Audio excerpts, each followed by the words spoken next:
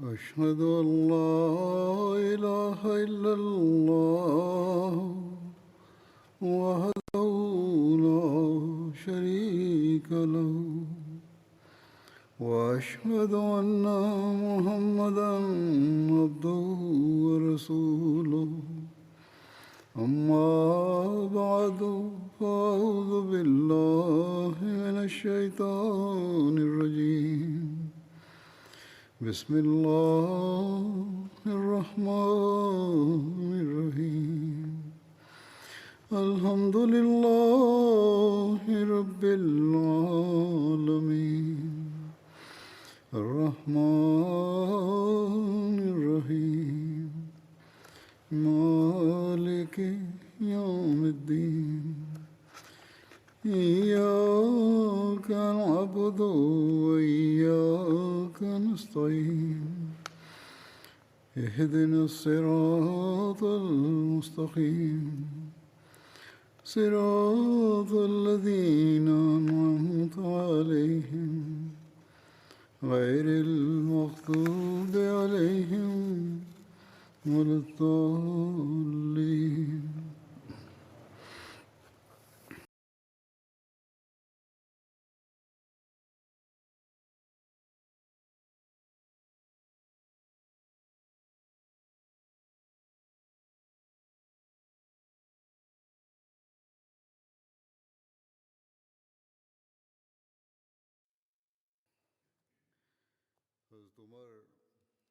Hazreti Ömer radıyallahu anh'ın zamanının zaferinden bahsettik. Hazreti Ömer'in siretini yazanlar Allama Şibli Nomani Hazreti Ömer'in fetihleri ve sebeplerinden bahsederek şöyle diyor: bir tarih yazarının kalbinde hemen bu soru çıkacak. Birkaç çölde yaşayanlar nasıl Faris ve Roma'yı yenilgiye uğrattılar? Bu alim tarihinin acaba ayrı bir olayı mıydı? Müstesna bir olayı mıydı? Onun sebepleri neydi? Bu olayları İskender ve Cengiz Han'ın fetihleriyle biz benzetebilir miyiz? Hilafetin sahibinin ne kadar payı vardı bunda? Biz bu soruların cevabını vermek istiyoruz. Fakat kısa olarak şunu söylemek gereklidir ki Hz. Ömer'in zaferlerinin ne kadar genişliği vardı. Hz. Ömer radıyallahu anh'un elde ettiği ülkelerin 2.200.030 küsür idi. Kilometre kare. Kuzeye doğru 1000'den küsur, doğu ve güneye doğru 483 kilometre. Bu Hazreti Ömer'in fetihleri vardır ve onun bütün müddeti 15 seneden daha fazladır. Biraz azla. Bu İskender tarihiyle alakalı olarak ben beyan etmek istiyorum. Beyan edilen şu bakımdan bu zaferleri anlamak için şunu öğrenmek dahi gereklidir. Her neyse. Şimdi beyan ediyorum. Avrupalı tarih yazarlarının fikri nedir bu zaferler konusunda? İlk sorunun cevabı Avrupalı tarih yazarları şöyle verdiler. O zaman İran ve Roma her iki saltanat son derece ulaşarak oradan düştüler. Ve kudret yasasıdır, mutlaka oradan düşmeliydiler. En zirveden. Farus'da Husrev Pervez'den sonra saltanat nizamı kötüleşmişti. Hükümeti ele geçiren bir kuvvetli bir zat yoktu. Sarayının zatlarında entrikalar başlamıştı. Ve bu entrikalar yüzünden tahta oturanlar, krallarda değişiklik olurdu. 3-4 sene esnasında hükümet 6-7 kralın eline düştü. İktidar. Başka bir sebep dahi oldu. Avrupalı yazarlar diyorlar. Noşervan'dan biraz önce Zakiye firkası çok kuvvetli olduydu. Onlar ilhal ve dinsizliğe meyilliydi. Bu fırkanın inançları şöyleydi. İnsanın kalbinden hırsızlık çıkarırlar ve kadın ile birlikte bütün malları müşterek sayılsın. Kadına dahi bir onur yoktu ki din temizlensin. Düşünce buydu. Bazılara göre bu toplumsal bir hareket idi. Bunun gayesi Zerteşti dini temizlemek idi. Noşervan kılıç vasıtasıyla bunu yenilgiye uğrattı. Bu dini. Ancak tamamen yok edemedi. İslam'ın ayağı Faris'e ulaştığı zaman bu fırkanın insanları, Müslümanları bu bakımdan kendilerini yardımcı gördüler ki hiçbir din ve dine hiç ilişki dine karışmıyorlardı. Batılı düşünürlerin düşüncesidir bu. Sonra diyor ki Hristiyanlarda Nasturi fırka, Nestorian başka bir hükümete bulamadılar yer. İslamiyet'in sayesine gelerek muhaliflerin zulmünden kurtuldular. Böylece Müslümanlar iki kuvvetli fırkanın yardımları nasip oldu. Roma'nın saltanatı zayıflaşmıştı. Bununla birlikte Hristiyanların ihtilafları kuvvetliydi. Ve ona kadar din hükümet nizamında vardı. Onun için yalnız sınırlı değildi. Saltanat zayıflaşıyordu bunun neticesinde. Allame bunu reddederek şöyle diyor. Avrupalı yazarların fikri beyan edildi. Bu cevap gerçeklikten uzak değil. Ancak ne kadar gerçeklik varsa orada delil Batı'nın bir şeklidir. Kuvvet delil gösteriyorlar. Roma ve İran saltanatları zirvede kalmadılar fakat neticesi şu olabilirdi. O kuvvet zayıf bir saltanata karşı koyamazlar. Fakat Arap gibi hiç çaresiz bir kuvvetle çarpışarak paramparça olmaları bir yana.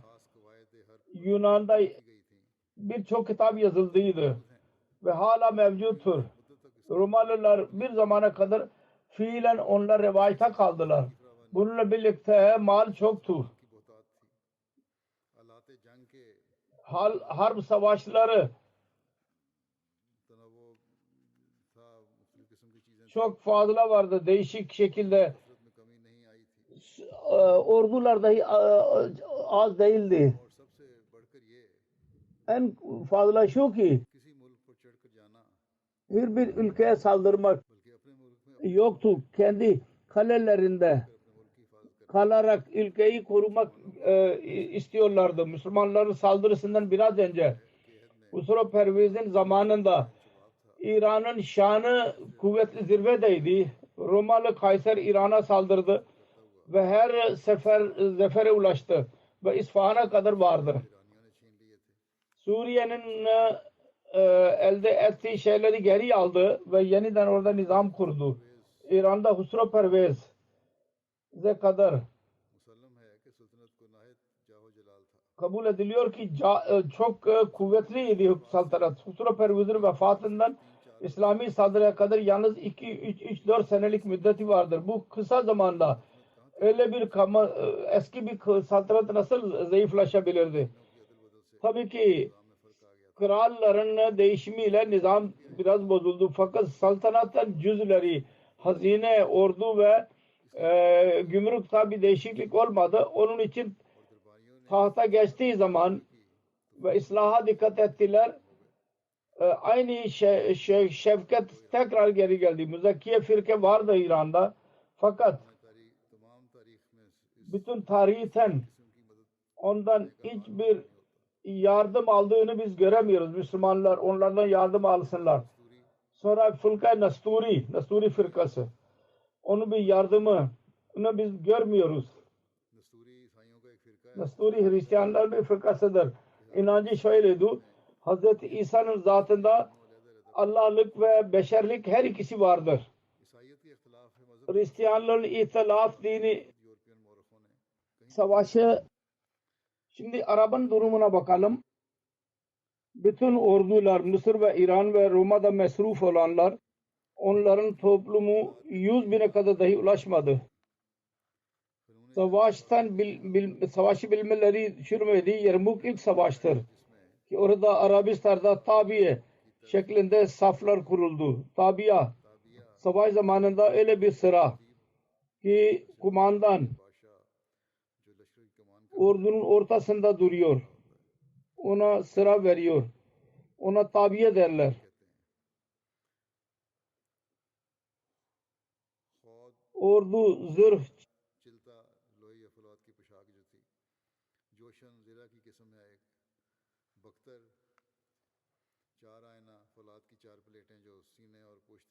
Çilta, Joshan, Buktar,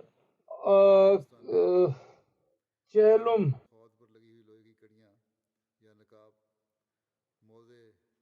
Moze, yani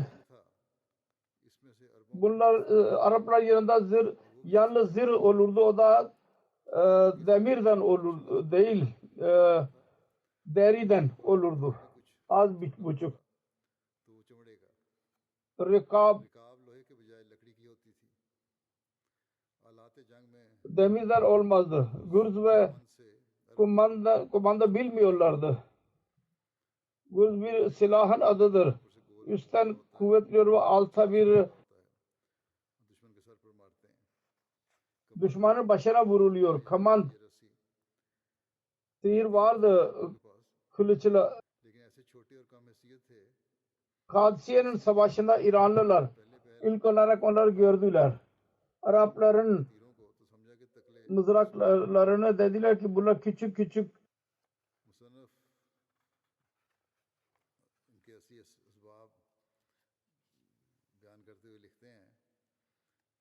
bunlar çok küçüktür dediler. Allame bir diyor ki bizim yanımızda bu sorunun asıl cevabı yalnız bu kadardır.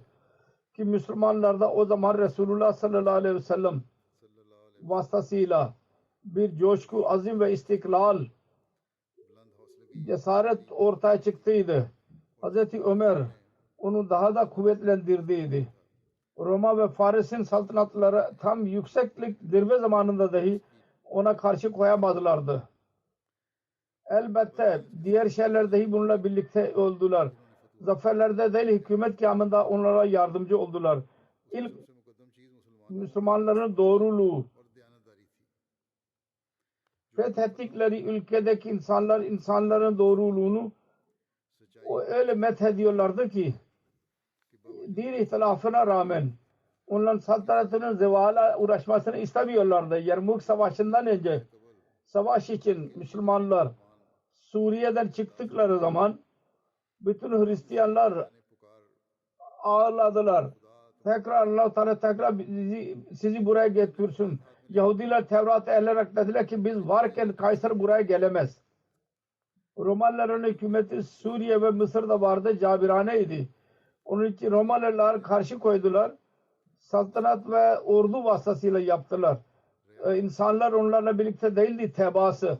Müslümanlar saltanatın kuvvetini kırdıkları zaman ondan sonra her şey temiz idi onların için. Vatandaş tarafından bir karşı koyma olmadı. İran'da saltanat altında birçok reis vardı. Çok büyükler ve valileriydi. Saltanat için, kendi hükümetleri için savaşırlardı. Sebep buydu. Payitahtın fethedilmesinden sonra dahi Faris'te her adımda Müslümanlar karşıya koymakla baş başa kaldılar. İnsanlar orada dahi yardım ediyorlardı. Hükümet onlar yardımcı oluyorlardı. Başka bir sebep şuydu. Müslümanların ilk saldırısı Suriye'de oldu. Ve orada Araplar çoktu. Suriye'de Dımışk'ın hakimi ve Sani ailesinden idi. Kaysere sözde ona tabiydi. Lakhni, Irak'ın Lakhniler ülkenin sahibiydi. Kısra ya bir şey vergi veriyorlardı. Bu Araplar tabii ki bu yüzden Hristiyan oldular. İlk olarak Müslümanlara karşı koydular. Fakat kavmi ittihadı zayi gitmez. Irak'ın büyük reisleri Müslüman oldular. Ve Müslüman olduktan sonra Müslümanlara yardımcı oldular. Suriye'de Araplar İslamiyet'i kabul ettiler. Ve Romalı hükümetinden azat oldular. İskender ve Cengiz'in ismini anmak burada yersizdir.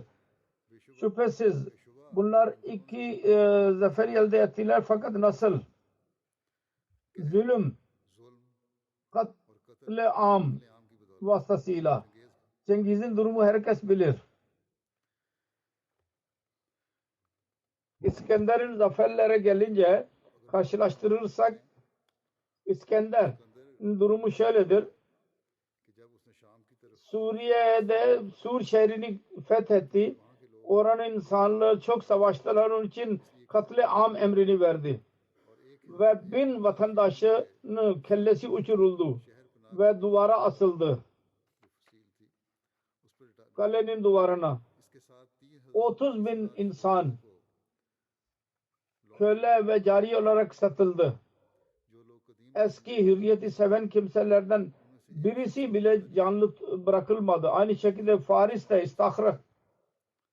İstakhar Faris'in eski şehirlerinden birisiydi. Onu fethetti. Bütün erkekleri öldürdü. Aynı şekilde birçok merhametsizlik onun İskender'in işinde vardı. İslami zaferlerle biz nasıl karşılaştırabiliriz onu? Meşhurdur. Zulüm ile saltanat berbat olur. O bakımdan bu doğrudur ki zulüm baki kalmaz.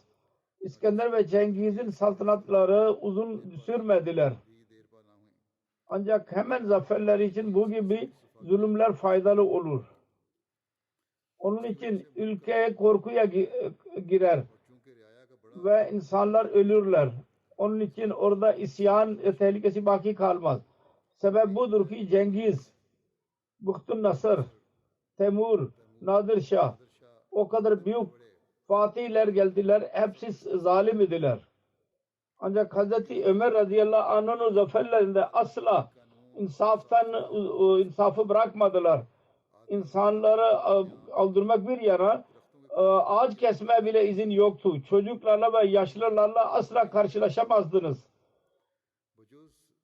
Savaş dışında hiçbir insan öldürülemezdi. Savaş esnasında öldürülürse öldürülsün fakat bunun dışında asla birisini öldürmemelisiniz. Birisini aldatamazsınız. Büyük emir verilirdi. Eğer düşman savaşırsa aldatmayın onları. Birisinin şeklini değiştirmeyin. Çocuğu öldürmeyin. Muti olarak isyan edenler. Bir defa itaat ettiler, sonra isyan ettiler. Tekrar söz alarak yine onları affediyorlardı. Arbasus 3 defa söz verdikten sonra döndüler. Arbasus Suriye'nin sol sınırında var olan bir şehrin adıdır.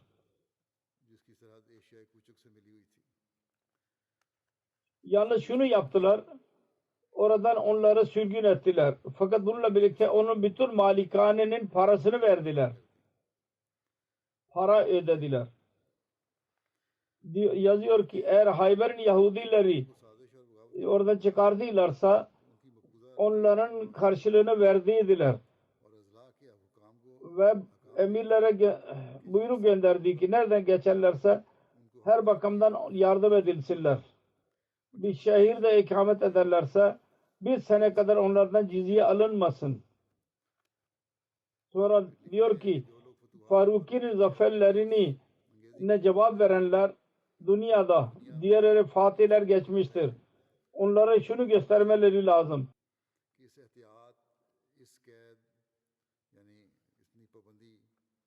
Bu başka bir Fatih Hazreti Ömer gibi erzi yeri fethetti mi? Sonra İskender vesaire kendileri kumandan olarak savaşa girerlerdi. O bakımdan ordu mahir bir kumandanın elinde olurdu. Kuvvetli kalırlardı ve canını feda etmeye coşkusu dahi olurdu. Hazreti Ömer radıyallahu anh bütün hilafet müddetinde bir defa dahi bir savaşa katılmadı direkt olarak. Savaşlar her yerde vardı. Fakat onların kumandanı Hazreti Ömer'in elinde kalırdı. Başka bir açık fark şudur. İskender'in fetihleri bir bulut gibiydi. Bir defa geldi ve geçti. Onların fethettikleri ülkelerde bir hükümet nizamı kurmadılar. Bunun dışında Hazreti Ömer'in fetihlerinde bu vardı ki fethettikleri ülkede 1300 sene geçmesine rağmen hala İslam'ın ilk elindedir. Hazreti Ömer radıyallahu anh zamanında dahi her çeşit yönetim kurulmuştu orada. Sonra Hazreti Ömer'in zaferin karakteri konusunda yazıyor. Son sorunun cevabı fethehlerde halifenin karakteri yoktur. O günün coşkusunun azminin durumu yüzünden bütün zaferler elde edildi. Bu bir sorudur. Ancak diyor ki bizim düşüncemize göre bu doğru değil. Deliliyor ki halifenin rolü yok. Hazreti Osman radıyallahu anh ve Hazreti Ali radıyallahu anh zamanında dahi aynı Müslümanlar idiler. Fakat netice ne oldu? Coşku. Şüphesiz güçler vardır. Fakat bu güçler o zaman kuvvet verir ki kumandan dahi aynı kuvvette olsun. Kıyas ve istidlal yok. Olaylar karar verebilirler kendisinde. Zaferlerin detaylı durumunu öğrenerek insan anlıyor ki bütün askerler Hazreti Ömer'in elindeydiler. Onların nizamı Hazreti Ömer'in siyasetiydi. Hazreti Ömer kumanda sıra onların antrenmanı atlara bakmak, kaleleri korumak sıcak ve soğuk bakımından onları hareket ettirmek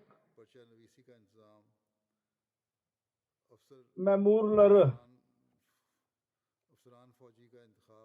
savaş kumandanlarının seçimi kaleyi bozma aletleri ve bu gibi şeyleri kendileri icat etti.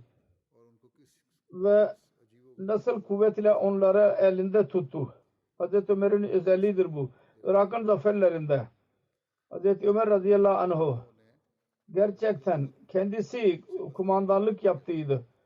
Ordu Medine'den çıktığı zaman her menzilde kendileri yollarını yaptı. Buradan gitmelisiniz, buradan geçmelisiniz, burada şunu yapmalısınız. Ve ona göre emir dahi gönderdi. Kadsiye'ye ulaştıkları zaman haritayı çağırdı. Ve o bakımdan sıra verdi. Ne kadar kumandan vardı, onların emrine göre onlar iş yaparlardı. Tarih-i Tabari'de Irak'ın olayları detaylara bakarsanız açık görürsünüz. Büyük bir kumandan uzaktan bütün savaşları orduyu savaştırıyor ve onun işaretiyle her şey oluyor. Bütün bu savaşlarda 10 yıllık esnasında olduğu en tehlikeli iki savaş vardı. Birisi Nihavend Savaşı. İranlılar Faris'in bütün ülkede onlar asker topladılar.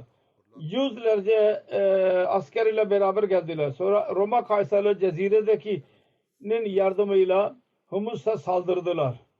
Bu her iki savaşta Hazreti Ömer radıyallahu anh'ın düşüncesiydi ki bir tarafta o tufanı yok etti ve bir dağı paramparça etti. Bu olayların detaylarında sonra bu iddia tamamen ispat oluyor ki dünyanın tarihi, bilim tarihte bugüne kadar hiçbir insan Hazreti Ömer radıyallahu anh'a eşi bir zafer sahibi geçmemiştir. Fetihleri elde etmiş olsun ve adaletten de yana olsun. Hz. Resulullah sallallahu aleyhi ve sellem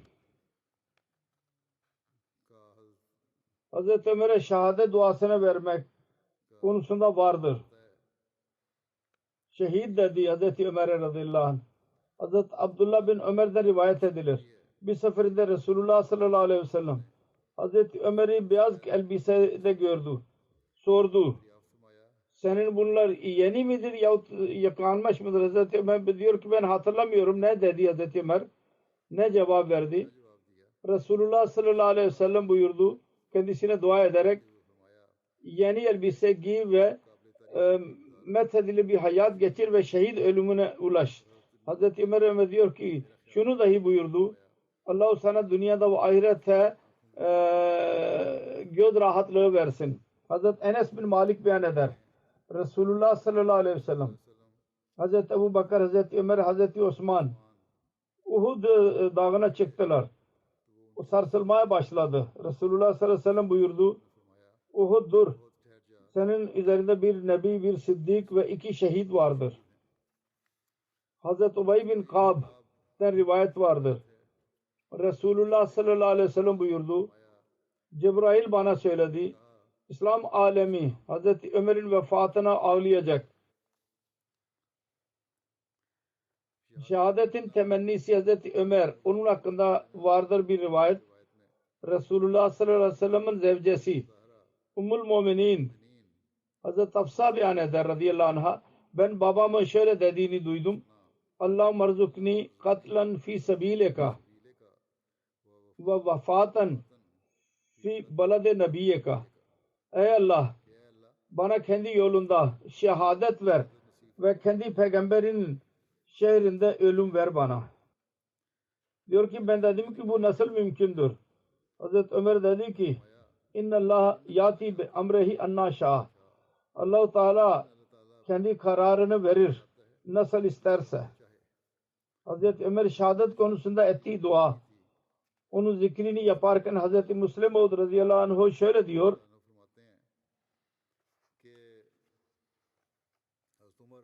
Ömer Allah-u Teala ne kadar yaklaşmıştır. Resulullah sallallahu aleyhi ve sellem diyor ki eğer benden sonra bir peygamber olsaydı Ömer olurdu.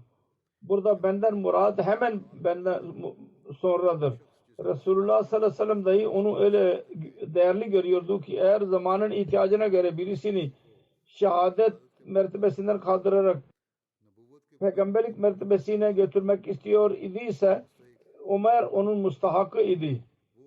Hazreti Ömer radıyallahu anh onun özverisini görerek Avrupa'nın en muhalifleri de kabul ediyorlar ki bu gibi özveri ve o da kendisini yok eden insan az görülür.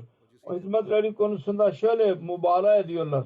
İslam'ın ilerlemesi ona bağlıyorlar yalnız. Ömer dua ediyordu. İlahi benim ölüm Medine'de olsun ve şehadet ile öleyim. Bu dua Hz. Müslim Maud radıyallahu anh sevgi coşkusuyla dedi. Yoksa bu dua çok tehlikeliydi. Onun anlamı şu olurdu ki öyle bir düşman olsun ki saldırsın. Bütün İslam ülkelerini fethederek Medine'ye kadar gelsin ve oraya gelerek kendisini şehit etsin. Fakat Allah-u Teala kalplerinin durumunu biliyor. O Hazreti Ömer'in bu arzusunu dahi tamamladı ve Medine'yi afetlerden kurtardı. O da şöyle ki Medine'de bir kafirin eliyle kendisini şehit ettirdi. Her neyse Hazreti Ömer'in duasıyla insan öğreniyor ki onun yanında Allah-u Teala yaklaşmanın alameti buydu.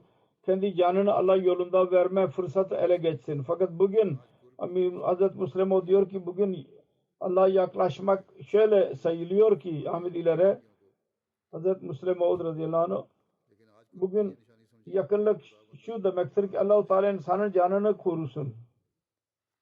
Başka bir yerde Hazreti Ömer'in şehadet olayını ve duadan bahsederek Hazreti Müslim Maud radıyallahu anh beyan eder. Hazreti Ömer hakkında yazılıdır. Daima dua ederdi. Bana ölüm Medine'de gelsin ve şehadet ölümü olsun. Bakın ölüm ne kadar tehlikelidir. En yakın insanlar dahi bırakırlar. Diyorlar ki adamın bir kadının kızı hastalandı. Ölümden nasıl insanlar korkuyorlar? Onun olayı şöyledir. Bir olay, bir hikaye. Bir kadının kızı hastalandı. Dua ediyordu ki ya Rabbi benim ölüm kurtulsun ve ben öleyim onun yerinde. Çok sevgi gösteriyordu ona. Bir gece tesadüfen inek geldi ve bir kaba başını soktu ve ondan sonra başını çıkaramadı. Öyle onu kaldırarak sağa sola koşuşmaya başladı. Perişan oldu. Koşuştu. Bunu görerek orada büyük bir şey vardır. Gözü açıldı. Korktu. Başka bir şey var. Korktu. Dedi ki belki benim duam kabul olmuştur ve Ezrail benim canımı almak için gelmiştir. Hemen dedi Ezrail hasta ben değil o orada yatan hastadır onun canına yani kızına işaret etti. Müslüman diyor ki can o kadar sevgili şeydir. Onu korumak için insan her çeşit plan kurar. Dedi ki dua ediyordu. Bir tarafta baktı ki gerçekten bir tehlike doğdu. Kızına işaret etti ki onun canını al. Diyor ki her insan plan yapar. İnsan tedavi ettire fakirleşir. Fakat hesaplar Allah için can verme o kadar arzusundaydılar ki Hz. Ömer dua ediyordu. Medine'de bana şehadet nasip olsun. Aklıma geldi. Hz. Müslim diyor. Düşünüyorum. Hz. Ömer'in duası bu ne kadar tehlikeliydi. Anlamı şudur ki düşman Medine'ye gelsin. Medine'nin sokağında Hz. Ömer'i şehit etsin.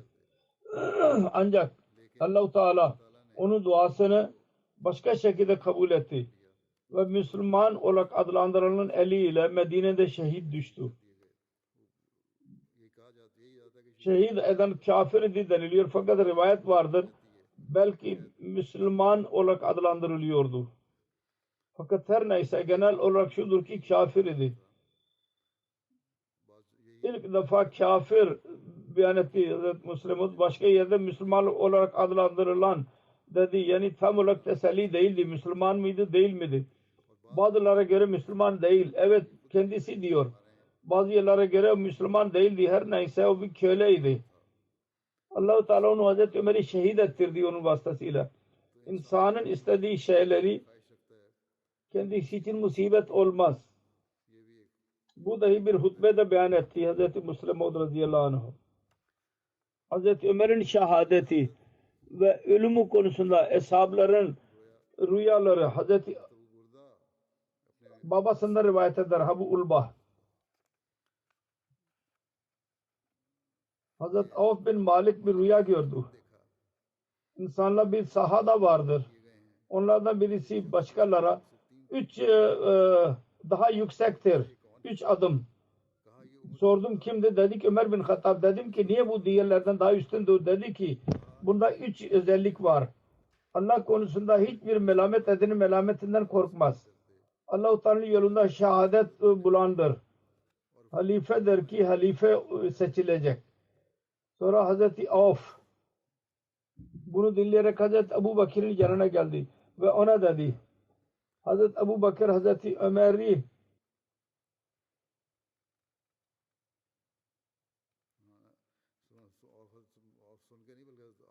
rüyasını anlatmak için Hazreti Ebu Bakır'a geldi.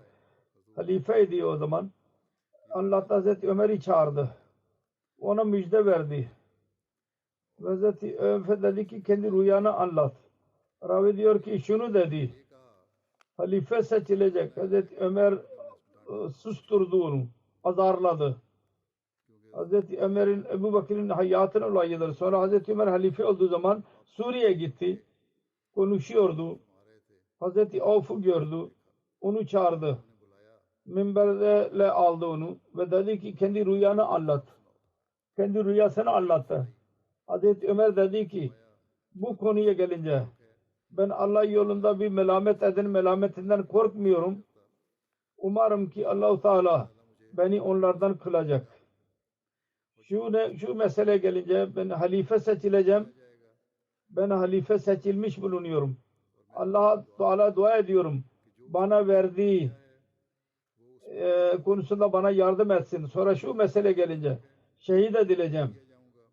Şehadet bana nasıl nasip olabilir? Ben adacığında kalıyorum ve etraftaki insanlara savaşmıyorum. Allah-u Teala isterse bu şehadeti getirecek. Yani zahirde durum doğru ama Allah-u Teala isterse onu getirebilir. Hazreti Enes bin Malik'ten rivayet vardır.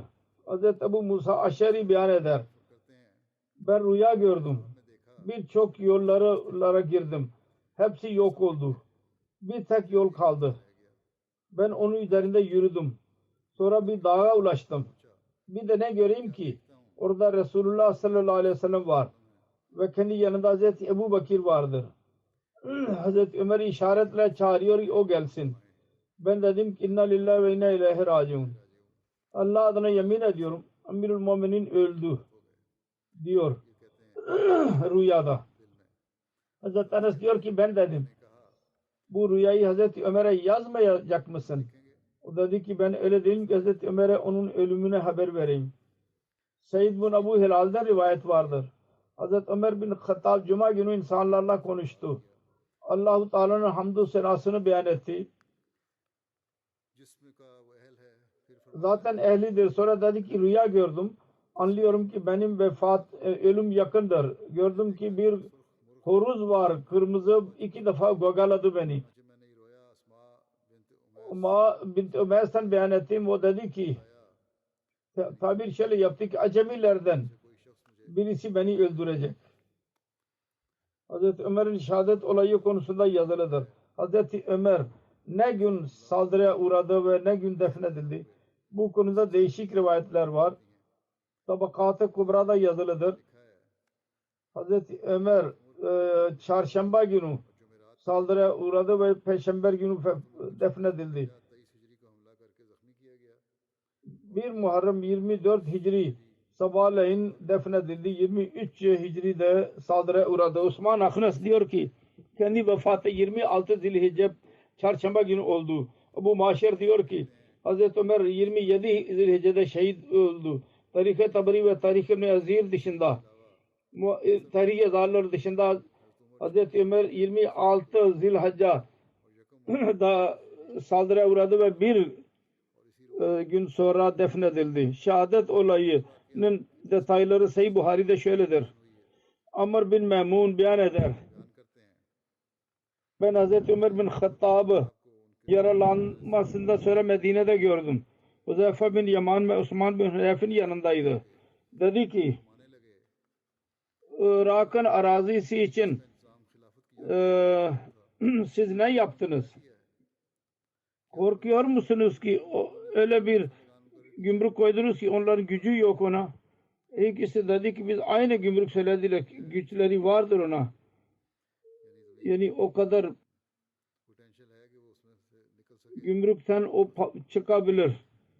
Bir aşırılık yapılmamıştır. Hazreti Ömer dedi ki o zaman bakın sizler öyle bir her ikisi dedi ki hayır bir aşırı derecede gümrük almadı. Allah-u Teala beni selamet tutarsa ben Irak ehlinin durlarını öyle bir durumda bırakacağım ki benden sonra asla birisine muhtaç olmayacaklardır. Ravi dedi ki ondan sonra Hazreti Ömer daha 4. gece geçmemişti ki yaralandı. Ravi dedi ki yaralandığı gün ben duruyordum.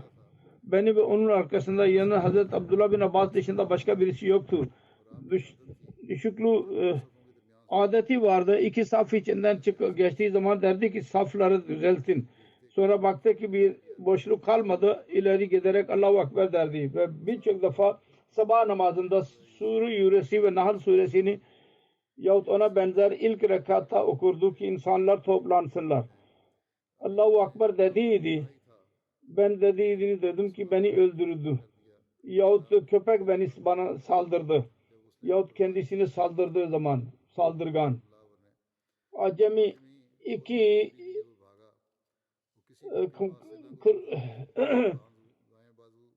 çakı vardı, bıçak, ve oradan geçtiği zaman her insanı oradan birisi onu yakalamaya çalışırsa onu yaralıyordu. Aynı bıçakla saldırıyordu. O insanlara yaralıyordu. Sonunda 13 insanı yaraladı. Onlardan 7'si öldü. Müslümanlardan birisi bunu gördü. Burnuz kelimesi var ki başlık dahi beraber olur. Büyük bir ceket. Onun üzerine attı. O baktı ki ben şimdi yakalandım. O zaman kendisini intihar etti. Ömer Hazreti Abdurrahman bin Avf'un elini tutarak ilerledi ve ravi dedi ki Hazreti Ömer'in yanında olanlar dahi gördüler benim gördüğümü ve caminin etrafındakiler bilmiyorlardı. İlla ki Hazreti Ömer'i görmediler ve Subhanallah Subhanallah diye dediler. Abdurrahman bin Avf insanlara kısa namaz kıldırdı. Sonra namazdan çıktıkları zaman Hazreti Ömer dedi ki İbni Abbas bak kim beni öldürdü? Hazreti İbni Abbas biraz dolaştı, sonra dedi ki Muhire'nin kölesi. Hazreti Ömer dedi ki aynı marangoz olan. Hazreti İbni Abbas dedi ki evet. Hazreti Ömer dedi ki Allah onu helak etsin. Ben onun hakkında iyi muamele yapmayı emrettiydim. Allah-u Teala şükrediyorum ki Allah-u Teala benim elimi öyle bir insanın eliyle bana ölüm vermedi ki İslam'ı iddia etsin. Yani burada ispat ediyor ki Müslüman değil diyor. Ey İbni Abbas sen ve senin baban istiyor muydunuz? Bu acemi köle fazla olsun. Acemiler. Hazreti Abbas'ın yanında çok köleler vardı. Hazreti Abbas dedi ki ben yapayım mı? Yani onları öldüreyim mi? Medine'deki bütün köleleri öldürelim. O dedi ki hayır. Doğru değil bu. Doğru değil bu. Özellikle şimdi onlar senin dillerini konuşuyorlar. Kıble doğru namaz kılıyorlar. Sizin gibi hac ediyorlar. Birçok köleler vardı. Müslüman oldular. Sonra Hazreti Ömer kaldırarak evine kadar götürdük. Biz onunla beraber gittik. Evet. Sanki Müslümanlar ondan önce daha önce bir musibet gelmediydi. Birisi bir şey diyordu ki bir şey olmayacak. Birisi diyordu ki ben tehlike ediyorum ki kurtulamayacak. Sonunda nebiz getirildi. Onu içti. Ona da çıktı. Sonra süt getirildi. İçti. O da yaradan çıktı. İnsanlar anladılar ki ölüm yakındır. Ömer bin Mamun diyor ki biz onun yanına gittik. Diğer insanlar da geldiler. Methettiler. Bir genç geldi. Dedi ki Emirül Muminin Allah-u Teala'nın beşaretinden memnun olun. Resulullah sallallahu aleyhi ve sellem'in dostu olması yüzünden size verilmiştir. İlk olarak Müslüman oldunuz.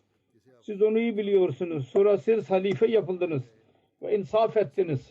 Sonra şehadet. Hazreti Ömer dedi ki benim şu arzumdur.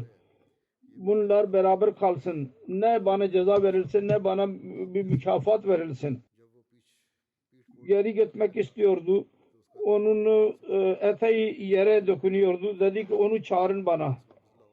Dedi ki benim yeğenim. Kendi eteğine hakim ol. Takvaya yakın olacak Allah katında. Sonra boşu boşuna insanda kibir oluyordu. O devirde insanlar uzun dedi ki zenginlik işareti olsun. Dedi ki kibir olmasın. Takvaya yakındır. Sonra Abdullah bin Ömer'e dedi ki bak ne kadar borcum var. Hesap yaptık. 86 bin dirhem ya ona yakın borç gördü. Hazreti Ömer dedi ki eğer Ömer'in ailesinin malikanesi onu tamamlarsa eda edin. Yoksa Banu Abidi bin Kab'dan isteyin. Eğer onları dahi tamamlayamazlarsa Kureyş'ten isteyin ve başka birisinin yanına gitmeyiniz.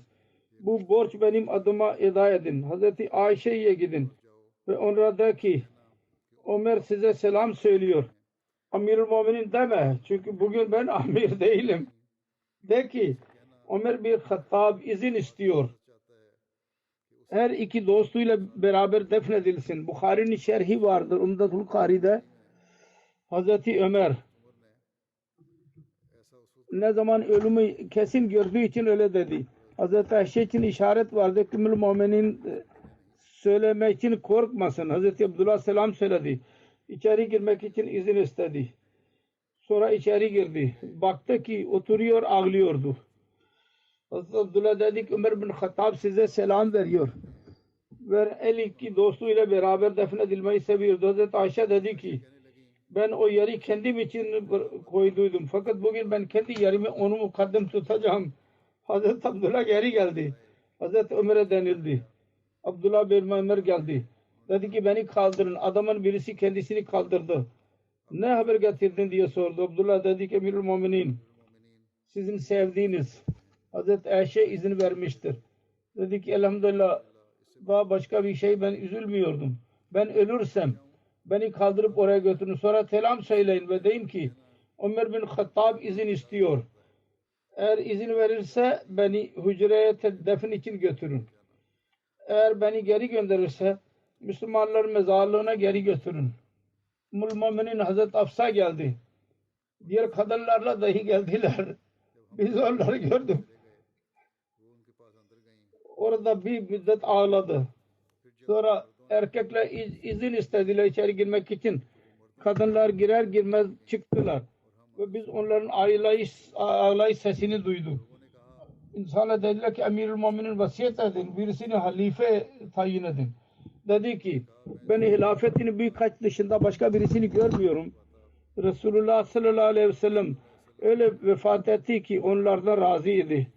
Ve Hazreti Ali, Hazreti Osman, Hazreti Zübeyir, Hazreti Talha, Hazreti Sa'd, Hazreti Abdurrahman bin Avf'ın ismini söyledi. Ve dedi ki Abdullah bin Ömer sizin aranızda kalacak. Fakat hilafet konusunda onun bir hakkı olmayacak. Hilafet Sa'd'a verilirse o halife olsun. Yoksa kim halife emir olursa Sa'd'dan yardım istesin. Çünkü ben onu azletmedim ki bir iş yapamıyor. Şunun bakımdan değil ki hıyanet etti. Benden sonraki halifeye ilk muhacirler konusunda vasiyet ediyorum. Onların haklarını tanısın. Onlara onur versin. Ansar konusunda iyilik tavsiye ederim. Medine'de yaşıyorlardı onlar. Muhacirlerin gelmesinden önce Müslüman olduydular. Onlardan iyilik yapanları kabul edilsin. Ve suçludan göz ardı edilsin. Bütün şehirlerin vatandaşına iyi muamele yapmaya nasihat ediyorum. Çünkü İslamiyet'in yardımcılarıdır. Ve malı ele geçirmenin vasıtasıdır. Onların rızasıyla alınsın, onun ihtiyacından geri kalan. Ve Bedevi Araplarla iyi muamele yapmaya nasihat ediyorum gelecekteki halife. Çünkü onların Arapların köküdür. İslamiyet'in maddesidir. Onların mallarından fazla olan alınsın. Ve muhtaçlarına geri gönderilsin. Allahu Teala ve Resulullah sallallahu aleyhi ve sellem'in zimmetine vasiyet ediyorum. Onların verdikleri söz tamamlansın ve onları koruması için savaş yapılsın. Ve onun gücünden fazla yük konmasın onlara. Vefat ettiği zaman biz onları alarak yürüdük. Hazreti Abdullah bin Ömer Hazreti Ayşe selam dedi. Ve dedi ki Ömer bin Hattab izin istiyor. Dedik onu içeri getirin. İçeri götürüldü. Ve orada her iki dostuyla birlikte kondu. Definden çıktık biz. İnsanlar toplandılar. Hazreti Ömer ismini söyledi ki hilafet seçimi yapılsın. Ondan sonra yine başka işler yapıldı. Bu konuda inşallah gelecekte daha beyan edeceğim. Bugün Almanya'nın Jalsa salanası başlıyor. Allah-u Teala bereketli kılsın onu. En fazla Alman Ahmedilerinden istifade etsinler. 2 günlük jalsadır bu. Yarın akşam inşallah ben son oturuşta ben konuşacağım. MTA'de gösterilecek. Aşağı yukarı 3.30'da. Almanya'daki jalsa bugünden itibaren Almanlar için vardır. Almanlar onu görebilirler canlı olarak. En fazla ondan istifade edin. Namazdan sonra ben 2 gayb namazı cenazını kıldıracağım. Onun zikrini dahi yapayım. İlk cenaze Kamaruddin Mübalek Silsila Endonezya. Geçen günlerde vefat etti 65 yaşında. İnna lillahi ve inna ileyhi raciun. 1972 yaşında 15 yaşında biat etti. Ve ilk tahsilinden sonra hayatını vakfetti. Sonra tahsil için Pakistan'a gitti. 30 Haziran 1986 günü şehadet diplomasını aldı. Ve muballik olarak görevlendirildi 86'da. Çok güzel bir şekilde Kur'an-ı Kerim'i okurdu. İhlas sahibi bir hizmetçiydi. Hizmetçisi 35 sene kadar devam ediyor hizmet silsilesi. Karısı diyor ki, bana diyordu ki, siz yalnız murabbinin karısı değil, cemaat hizmetinde dahi ön safta olmalısınız.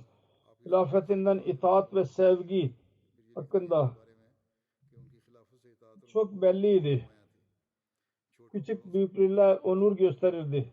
Bir Ahmedi ile konuştuğu zaman daima cemaat sevgisi mutlaka söylerdi. Cemaat hizmetini teşvik ederdi. Gayri Ahmedi ile karşılaştığı zaman mutlaka tebliğ yapardı ve sevgiyle konuşurdu. İnsanlar dahi ondan memnun olurlardı. Hastalıkta dahi 1,5 saat önce tilavet okudu. Sonra mümkün olduğu kadar yayan camiye kadar gitti. Onun oğlu murabbidir. Üstad Cami Ahmediye Endonezya'da. Ömer Faruk diyor ki, evde ve dışarıda dahi Kur'an-ı Kerim'in bir kısmını güzel bir sesle okurdu. Hz. Mesih Maud Aleyhisselatü Vesselam'ın tercümesi ve gözden tekrar geçirilme konusunu yaptı ve bu arada özellikle tercüme işini yaparken kasida çok okurdu. Hz. Resulullah sallallahu aleyhi ve sellem'in durumunu söylediği zaman gözleri yaşarırdı. Ben Ahmedilerin başlangıcı ve sıkıntıları konusunda olaylar söylerdi bana ve kendi tecrübelerini beyan ederdi. Nasıl sıkıntılardan geçti. Bir oğlu var. Diyor ki Zafarullah Khan hafsalası çok cesaretli birisiydi. Çok sade bir hayat geçirdi. Daima kanaat ile hayat geçirdi. Allah-u Teala mağfiret eylesin, merhamet eylesin. Derecelerini yükselsin. Bundan sonraki cenaze Sabiha Harun, Sultan Harun Han'ın eşi. Geçen günlerde 73 yaşında vefat etti. İnna lillahi ve inna ileyhi raciun. Sabiha Harun ailesinde babası bayetiyle Ahmedi oldular. 18 yaşında Hz. Musleh Maud'un eli üzerinde biat etti. Sonra dedesi oğlundan sonra biat etti. Allah Teala 3 oğul verdi kendisine. Bir oğul Hz. Halifetul Mesih Rabe'nin damadıdır. Onun büyük oğlu Sultan Muhammed Han diyor ki, benim babamın büyük oğlu 2 yaşında vefat etti. 3. halife cenaze zamanında buyurdu, Allah-u Teala sana bir oğul verecek, nimul bedel, yakışıklı olacak ve uzun ömürlü olacak.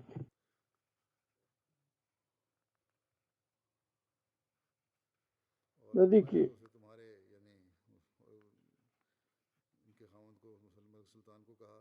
ben onu civan görüyorum seninle beraber. Genç. Sonra oğlu Ahmet Khan diyor ki, ben şanslıyım ki şimdiye kadar annemle beraber zaman geçirdim. Çok seven, hataları affeden bir anneydi. Gıybet etmezdi asla. Kızı Münevver Sultan'a diyor ki, benim annem sessiz güzel vasıflara sahibiydi. Cemaati çok seven, hilafeti çok seven, vefalı olan, son derecede vefalıydı ve nasihat ederdi. Güzel ahlaka sahip, akrabalara sever, misafirperverliği bütün ailede meşhurdu. Hiçbir insanın kalbini kırmazdı. Gıybeti çok nefret ederdi ve ondan uzak durmamıza nasihat ederdi. Gıybetteki toplumdan kalkardı. Daima affetmeyi severdi. Diyor ki benim babama saldıranlara dahi asla beddua yapmadı. Diyor ki Allah-u Teala ona hidayet edersin diye dua ediyorum. Fakirler için, hastalar için kalbinde yumuşaklık vardı. Onlara yardım ederdi ki sağ eli dahi onu bilemezdi. Sağ elini yaptığı sol eli dahi bilemezdi. Ve Ciha kızı, hanım kızı diyor ki sessiz birisi. Çok sadaka veren birisiydi. Sadaka sessizce verirdi. Onun zikrini fazla sevmezdi. Allah-u Teala merhumaya mağfiret eylesin. Onun çocukların dahi onun iyiliklerini cari tutmayı nasip eylesin. Amin. نحمده ونستعينه ونستغفره ونؤمن به ونتوكل عليه ونعوذ بالله من شرور أنفسنا ومن سيئات أعمالنا من يهده الله فلا مضل له ومن يضلله فلا هادي له ونشهد أن لا إله إلا الله ونشهد أن محمدا عبده ورسوله عباد الله رحمكم الله إن الله يأمر بالعدل والإحسان وإيتاء ذي القربى وينهى عن الفحشاء والمنكر والبغي يعظكم لعلكم تذكرون اذكروا الله يذكركم وادعوه يستجب لكم ولذكر الله أكبر